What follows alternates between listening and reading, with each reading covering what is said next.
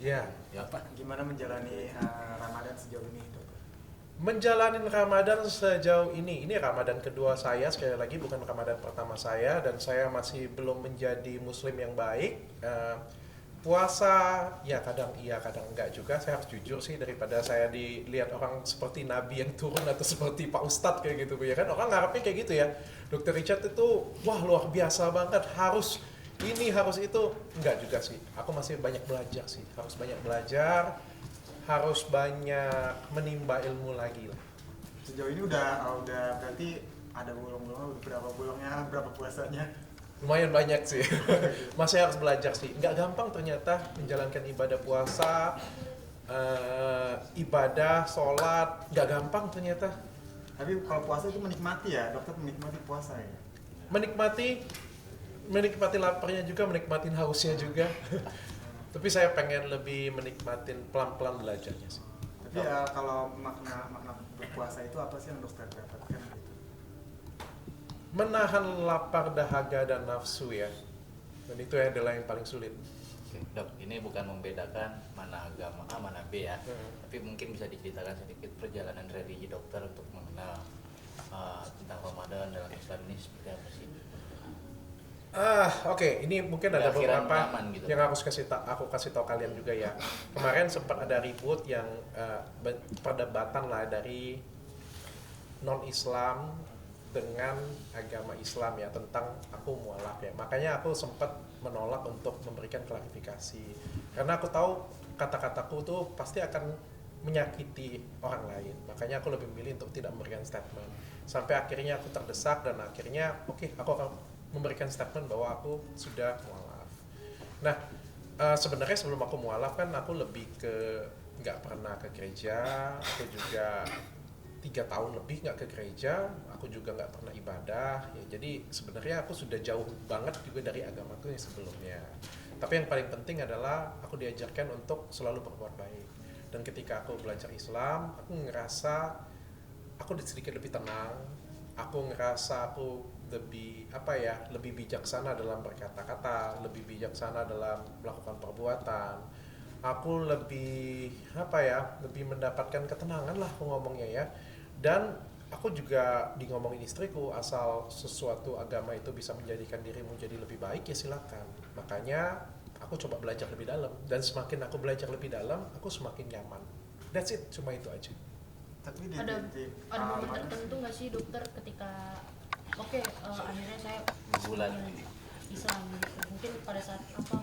Ada saat apa ya? Nggak ada sih. Aku coba, yang aku nikmatin justru belajarnya ya. Aku justru nggak pengen cepat-cepat selesai belajar sih. Kalau orang lain kan mungkin cepat-cepat pengen jadi ustadz ya, mungkin ya, pengen tiba-tiba levelnya paling atas, paling tinggi. Aku malah pengen terus-terusan belajar. Kalau bisa sih nggak selesai aku belajarnya. Kalau bisa ya, bagaimana caranya supaya aku nggak selesai belajar, aku ada nggak tahu aja deh, pokoknya terus belajar, terus nimba ilmu. Aku pengennya kayak gitu aja. Daripada ngerasa sok pinter, sok tahu. Surah-surah mungkin udah ada yang hafal gitu, dok? Ada beberapa lah. Lu pengen ngetesin gue? Coba dok. Tapi ini kan bukan, sekali lagi bukan menjelekkan A dan B. Ada dampaknya sih ketika akhirnya dokter membulatkan diri gitu untuk yakin dan nyaman di agama yang saat ini. Dampaknya ke diri saya pribadi ya. Dampaknya ke diri saya pribadi sih. Itu aja. Lebih merasakan bagaimana? Mungkin kan ada yang bilang kayak lebih tenang kah atau lebih bagaimana gitu dokter? Seperti beberapa orang di sekitarku ngomong, dan mungkin beberapa netizen juga menyadari, mungkin aku juga menyadarin sih, bahwa mungkin sekitar 1-2 tahun ini kan aku sudah lebih kalem, sudah lebih tenang, sudah lebih, mungkin kalian lah bisa menilai ya, bukan aku yang bisa menilai sih.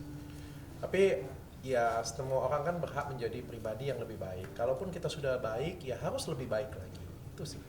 Tapi nih dok, sorry nih, ada segelintir opini yang membuat jadi trust isu nih bahwa ini hanya pengalihan isu dokter saja menjadi seorang mualaf. Benar nggak sih seperti itu atau seperti apa nih?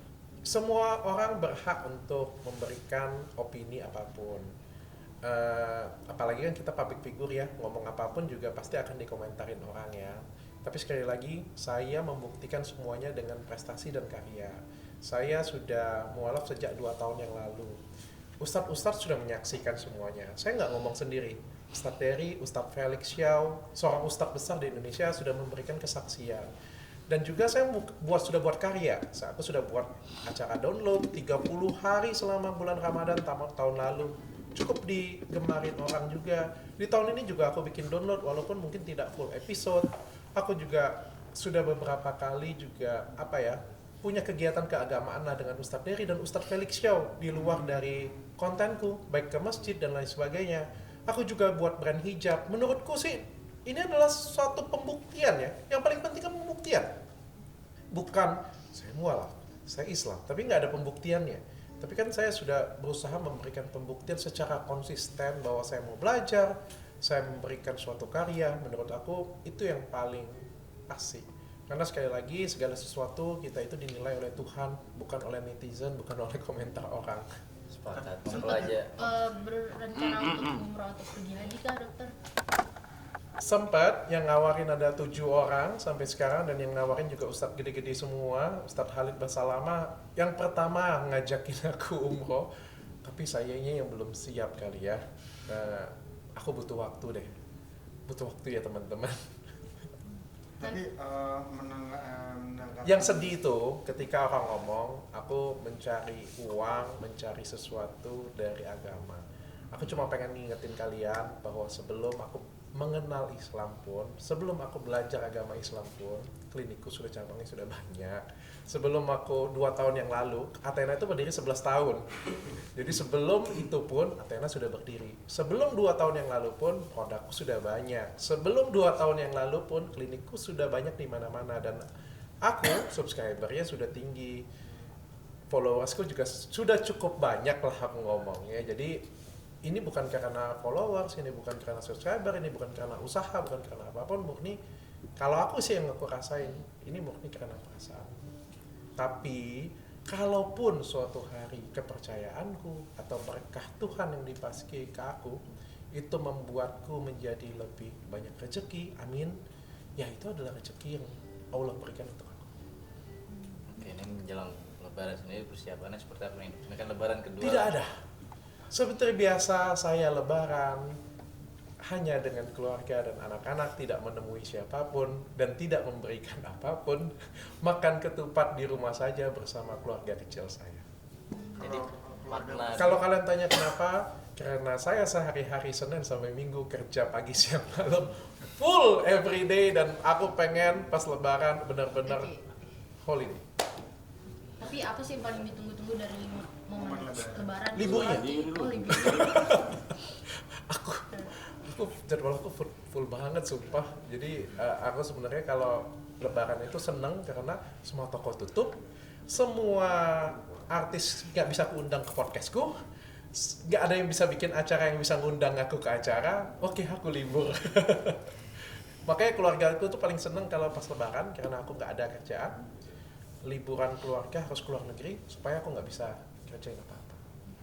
dokter, tapi keluarga besar dokter semua udah tahu nih dokter masuk mualaf gitu, gimana sih reaksi mereka? Kalian viralin kayak gimana mereka nggak tahu coba. Ya maksudnya mereka gimana reaksinya? Reaksinya tidak seperti sudah mungkin sudah mulai terbiasa ya, dari 2 tahun yang lalu kan sudah banyak dengar bahwa aku belajar agama Islam. Jadi ya Wah, seru sekali nggak ya. begitu. Liburan keluarga ke luar negeri. aduh. nggak begitu berat sekali lah. Mereka cukup bisa menerima. Dok, mungkin Malah sering- beberapa mereka mendukung. Dok, ini boleh